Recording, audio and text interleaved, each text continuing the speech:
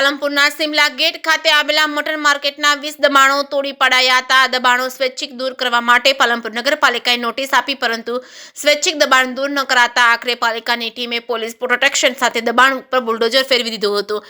પાલનપુર નગરપાલિકાના ચીફ ઓફિસરના આદેશ બાદ સિમલા ગેટ વિસ્તારની મટન માર્કેટના 20 દબાણો તોડી પડાયા હતા।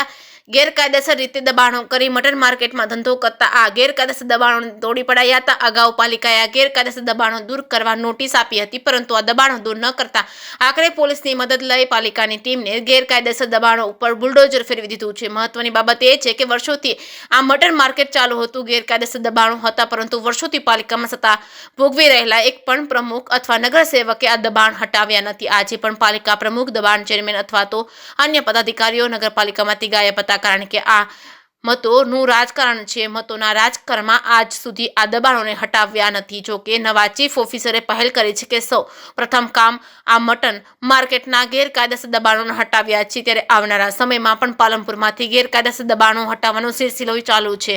JKS ન્યૂઝ ગુજરાતી સાથે ભરત ઠાકર, ડીસા। પાલનપુર નગરપાલિકા વિસ્તારમાં આવેલ રેલવે સ્ટેશન રોડ ઉપર રસ્તા પૈકીના દબાણો દૂર કરવા માટે અગાઉ સિટી સર્વે દ્વારા ડિમાર્કેશન કરવામાં આવેલું હતું।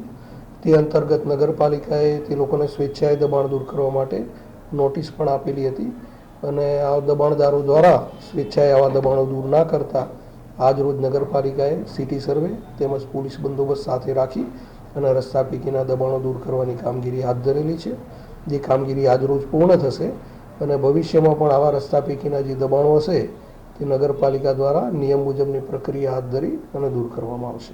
કેટલા દબાણ હતા?